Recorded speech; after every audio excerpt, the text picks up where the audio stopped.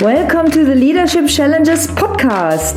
The show that gets real about leadership because every leader faces a challenge. We are here to explore the highs, the lows, and everything in between.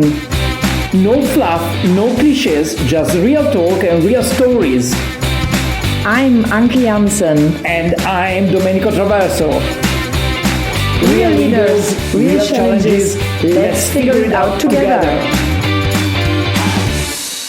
So today we have with us Matt Sims. Very unusual for us. Usually we have here faculty talking about leadership or leaders experiencing challenges. But today we have someone who was a corporate person and today is an entrepreneur. And he will tell us more about himself. Super. Hi, Matt. Welcome to the show. Thank you both so much. Love being here. And the way you say entrepreneur, Domenico, is got a real nice ring to it in your accent. It's really good. I like it. Say it again. Entrepreneur. Yes, of course.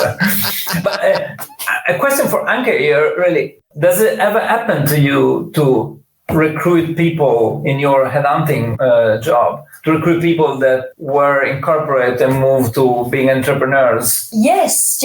Yeah, someone coming from large corporate, being actually also in a president role, and now went into an entrepreneurial advising companies. And here with the yeah, that's happening. What I love about this here, Matt, and that's also, I mean, we spoke before this podcast. What I just love is the energy and the customer focus, and obviously being an expert in what you're doing and helping corporations moving the needle, in this. So love that. Do you know what I think's really, and what I've learned myself over the last year of being an entrepreneur, is I think that you don't really learn about leadership until you've been responsible for absolutely everything that goes on within your organization. So in the companies I've worked for, you mentioned Amazon and Royal Mail, I was responsible for certain departments and my remit sort of started and finished within that.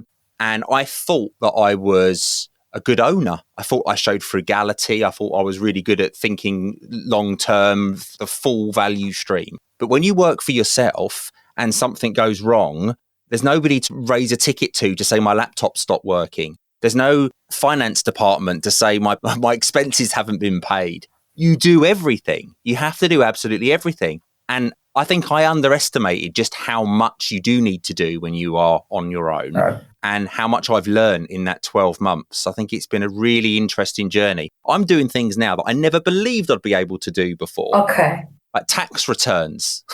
Yes. I think, look, the buck stops with you, as you say, if I recall it correctly in English.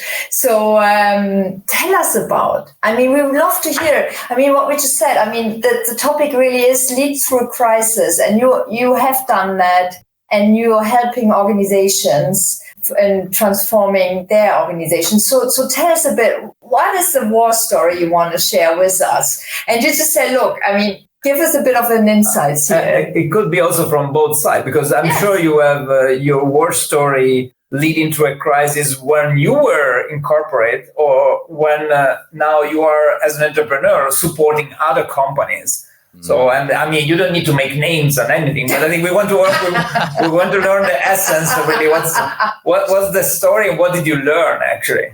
Crisis tends to come from situations where there isn't any planning or there isn't any standard work and people don't really know how to act. It creates chaos. And in one of the companies I was at for a long time, it was very structured, really well thought out, and chaos didn't occur very often. So there was a strategic play for everything. So if you think about NASA, when NASA send a rocket into space, they have procedures for absolutely everything. So even in Apollo 13, where it went completely wrong and half exploded, they still had a set of procedures that they could work through to prevent chaos, to solve the problem. And they did solve the problem. They got the 3 astronauts home safe and sound, and they lived. And they did that by a team working on the ground who were told, this is what they've got up there, turn this into that, go away and solve the problem. So they was all driven, they was all focused, they all knew what to do. Then one of the other companies I worked for was the total opposite. It didn't have standard work, it didn't have procedures, you had leadership clashing very heavily with trade unions. So there was no alignment at the top, and that filtered all the way down through all the levels. So everybody felt stuck in the middle. You didn't know whether to listen to what the leader was telling you to do, whether to listen to what the trade union leader was telling you to do. You was just stuck in the middle, and it was this constant tug of war. So I think chaos comes from uncertainty. And I would say my period of leadership in that company I just described just then was probably the most chaotic experience I'd had. Wow. I mean, this is like really coming from both ends, really on that spectrum and on that spectrum. And as you said, you learn so much now in your entrepreneurial role. So tell us, I mean, that must really help you advising your clients right now.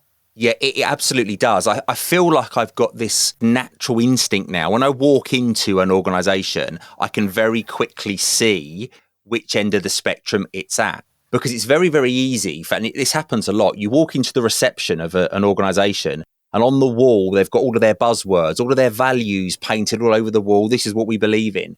But if you go out onto the shop floor and you have a conversation with the people doing the work, they might know what those words are because they see them on the wall every day.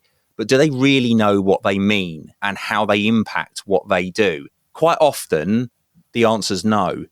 And that would tell me that it's not established. And I can see that straight away. They say that you can tell a lot about an organization and about the level of respect for people, and a lot about how people respect each other if you go and look in the restrooms. Yeah, that's true. I do the same all the time. Yeah, I do the same. This is my mantra, really. When I assess manufacturing plant, the first thing you do, try to go and see how are the restrooms, and then you understand what's the culture in the company. Exactly. And it's so true. There's no better gauge. Totally. Because if you go in there, and I can tell you now, the first company that I worked for, the restrooms were an absolute state. They were disgusting. Yeah. The second company, they were spotless, pristine, shiny, clean. You know, I'd sleep on the floor in them. They were that nice. We will not ask you which one was. So don't say that. Don't say that. I'm more interested in the fact, Dominica, that you hang around toilets all the time. Yeah. What's going on? Totally. I'm kind of really amazed hearing us here between you guys here. I mean, Matt and I have so many things in common. It's like, let's see what will come up here, right? But but it's true, and you can read that, and that's come from my experience. So, you know, just from being in situations at both ends of the spectrum, I can see it and I can feel it. And I also think the fact that I've lived it gives me that credibility to be able to sit down with people and be empathetic and say, do you know what? I totally get what's happening here. I understand as a senior leader what you're dealing with. I understand as a middle manager how you're being pulled in different directions. And those on the front line, I totally get that you're feeling stuck and you don't really feel like you're being engaged like you should. I don't think you can get that any other way than experience. Yeah, I completely understand it. I mean, I often get a question also why I am so obsessed with the clean and tidiness organization in manufacturing sites. And I really think this is driving performance at the end, is driving attention, is driving safety, is driving... And it's because it's a mindset thing. I mean, people tell you really, but you see, if it's cleaner on the floor, I mean, I'm not more productive. And we cannot demonstrate it, but we can, because it is at the end. Even if it's not even about, even if the restroom are cleaner, you are more productive, because it's the mindset of the people, the respect for the people who work there. You want the people in the shop floor to feel respected and work in a nice environment. They work better. Everybody works better in a nice environment. Respect for the working environment. I get that. Yeah, it's true. If I'm sitting in my office and now it's an absolute state, right? There's piles of paper, screwed up bits everywhere. I don't feel productive. If I clean it, hoover, make it all nice and pretty, make a nice smell in here, and I sit down, the lighting's nice, I work better. Totally. Yeah, I just thought the same, because if I do, when I work from my home office, it's the same. You know, if there's like a mess all over the place, I feel I can't think properly. I need to have it all organized, all in check, and that gives me also the sensation of control. I know I have a mission. I know what to do every day. It's clean, and then at night I switch off. It's nice. It's clean. I so hope my kids are listening to this, because it's not only me, kids, it's not only me, it's the other people think like me. You want to open the door to the room, The worst one for me is the car. I cannot go on a long journey in the car if it's filthy, messy, grubby, Completely. cups everywhere. I hate it. I just don't feel like I can relax. I'm with you. So completely. we need to take that into our work environment, and people aren't going to respect the work environment if they don't see their leaders respecting the work environment. So for me, it starts at the top. And, I'll give you a great example of respect. How often have you walked into an organization, into the reception, and on the wall, they've got the hierarchy of the people that work there? You've got the plant manager, you've then got the shift managers or whatever it is. 9 times out of 10, the plant manager will be at the top and it will scale down. At the very bottom of it, it'll say the cleaner, and they'll have a photograph of the cleaner.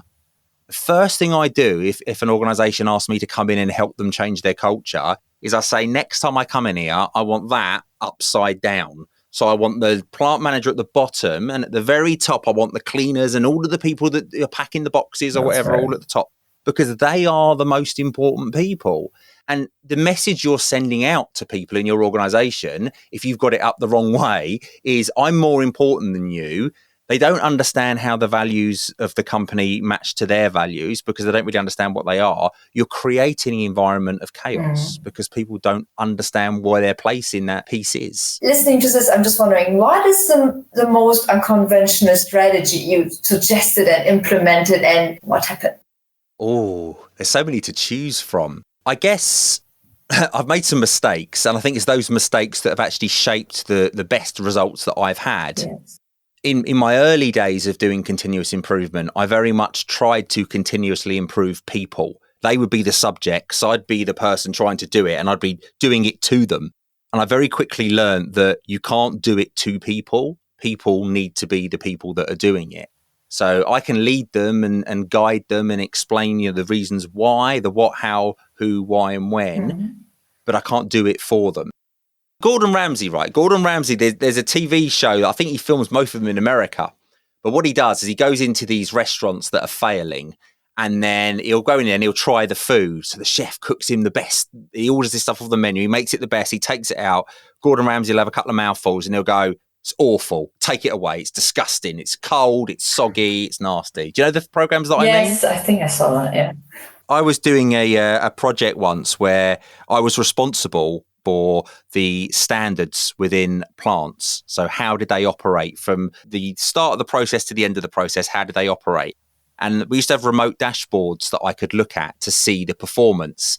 And these dashboards really should be a steady line throughout the shift, but they weren't. They were erratic lines, up, down, up, like a heart rate monitor. It was all over the place. And they'd see me park in the car park and they'd be on their radios.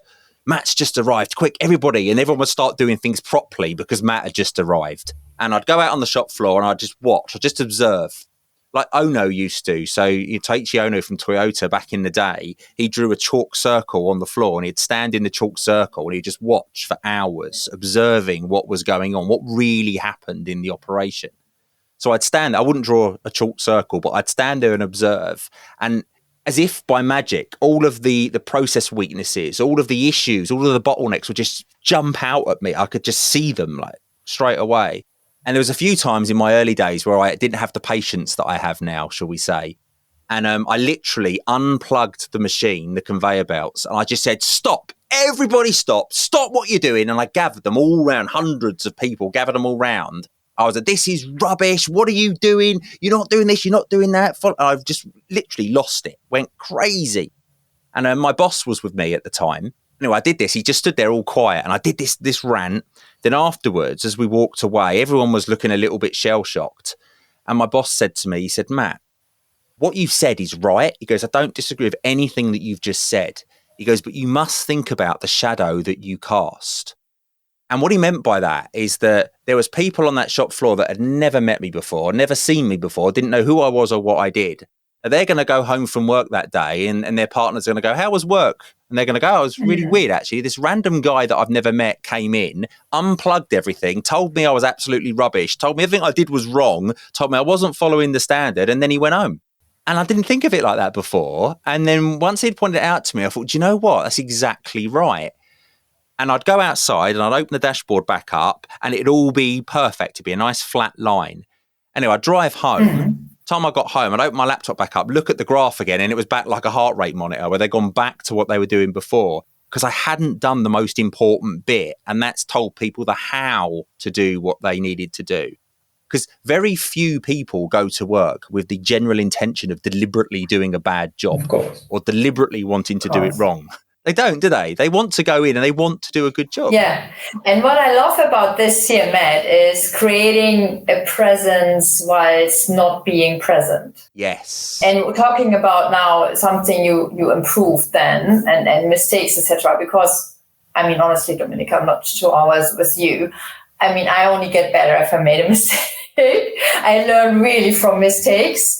If I do things right and I'm really happy, it's like, yeah, fine, I'm good. I'm in my mojo. If I make a real mistake, I learn and I make it better. And I like that here about this, having a presence without being present, and what you want your legacy to be with these people, and also when you're not there. Yeah, and I see you nodding whilst we're talking. I think this. First of all, these are the moments that you learn how to be a leader. When you learn to be a leader when you do something wrong, and then you learn the hard way. But then this is where you learn, and then when you do something and then either it doesn't work or you really do something wrong in a good intention, because your people had good intention. They were coming to work to do the right thing. Of course, they don't want to do anything wrong. And you too, I mean, you were passionate about the business, you were passionate about what you were doing, you were mad for a reason, but that's not the right way. And then, but that day you learn it. And I think I can relate. I mean, it's similar things happen to me. I mean, and if I think now, really, maybe I'm ashamed of the way I spoke to that person 20 years ago, and it shouldn't be done. And but that's the time also I learned not to speak in that way to everybody else. So I think we're all human beings, and sometimes we do mistakes. But this also lead me to another question that I have ready for you. So we want to get you in trouble today. Get ready, this is leadership challenges. So this is what we talk about, Matt. So, but when is the time where what you were doing was clashing with, or potentially clashing with your values? So did you ever have a situation where your values were not fitting what you were asked to do or what you were doing and so on? I mean, we don't want to hear any bad stories, but it's more about the feeling, they say, really, because I think it happened to all of us that we believe in a way, and then we are torn with in a moment where we're doing something, or we're asked to do something, or we have to do something that somehow is not what we believe is true. How do you handle this? And of course, it's more difficult in a corporate world than when you're an entrepreneur, but it can happen in both cases at the end, because you need to do business also as an entrepreneur, and you may end up in a situation where you are puzzled at least. Yeah, I think as an entrepreneur, it's nice to get to the stage where if you don't align with the values of something you're being asked to do, you can say, no, thank you, and you can walk away. Mm. But sometimes you can't do that because you need to earn the money. I've been asked by organizations to come in and do lean for them. Can you come in and do lean for us for 6 weeks and make us a lean company? And I go, well, no, I can't come in and do lean for you. I can come in and coach and guide and support you. They're like, no, we want you to project manage it. And I go, yeah, but it's not a project. Like, it's not going to work. Like, as soon as I walk away, it won't work.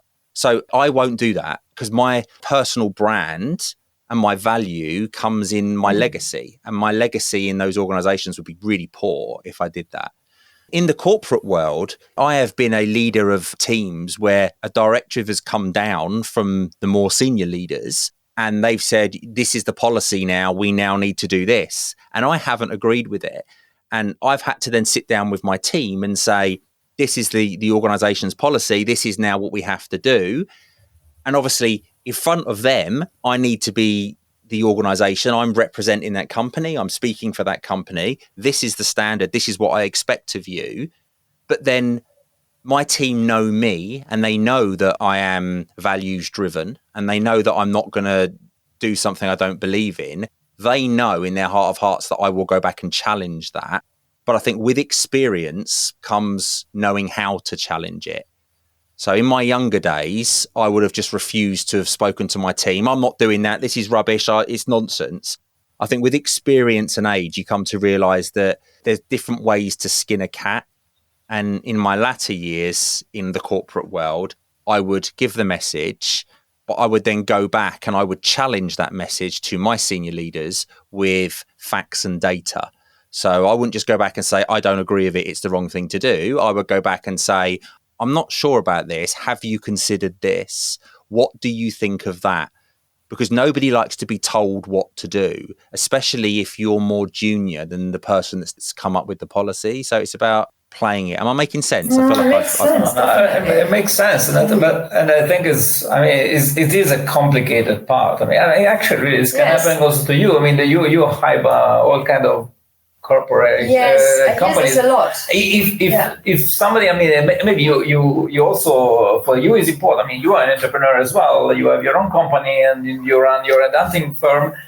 But at the end, really, what happens if somebody call you that you really like the job, you really like the opportunity, but you don't really like what they do, and it doesn't really fit with what you believe? Yes. So what do you do? Yeah, good one. Because I have two thoughts here. One is from my dimension, from my space, right? If someone asks me to do a job where I really have a challenge, when it's really clashes with my values, etc., I honestly won't do it.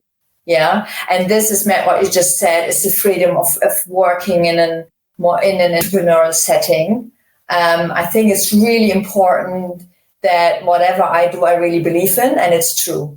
Because it's the same what you just said about reputation. It's all about trust.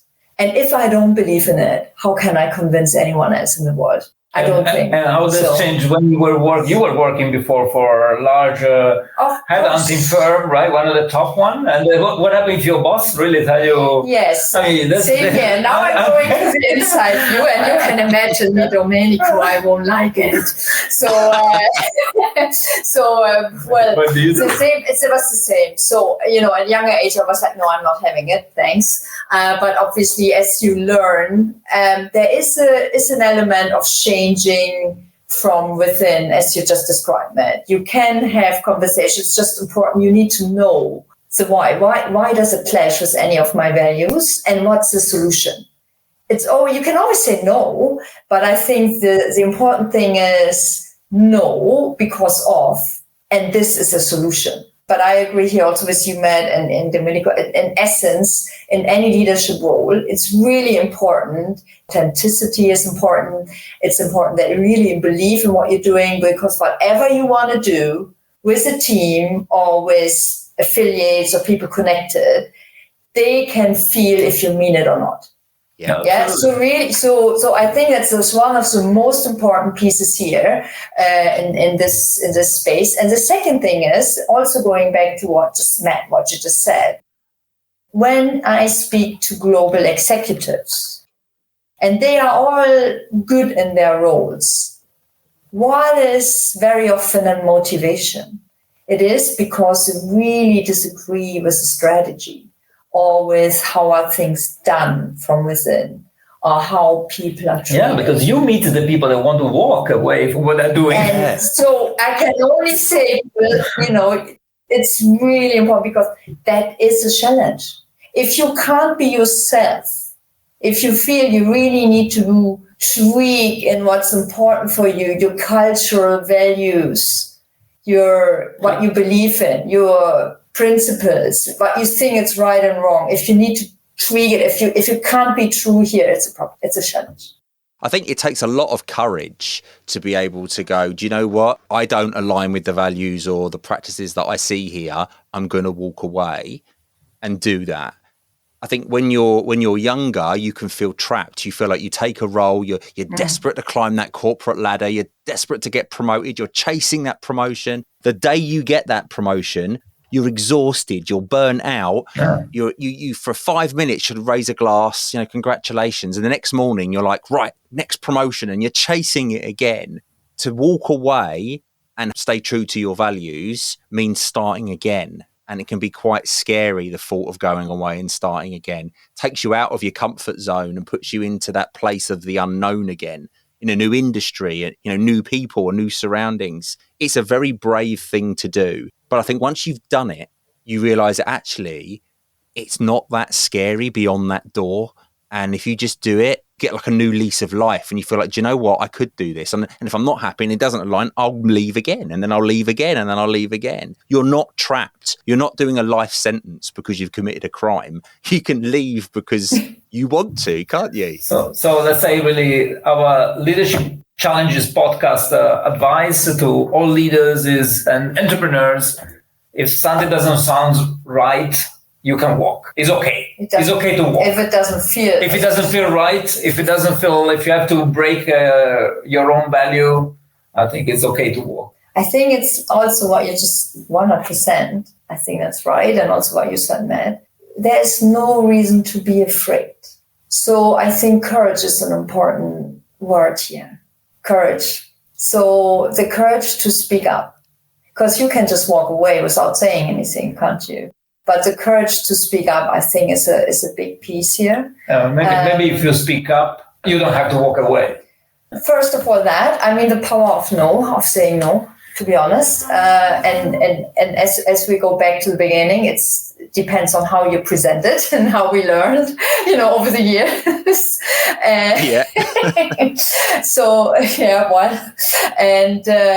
And then, but the courage to speak up, I think it's important. And also it gives then on the other side, because we're just speaking here from us, I need to feel valued, I need to feel that my values are met, etc. If you do speak up and engage in a conversation, you also give every side the opportunity to have that conversation. And, communication here again. There is so many misunderstandings. Look, we are United Nations here nowadays as the leadership teams. Even here, right? We all have different native languages here. So there's also this one piece of a potential miscommunication.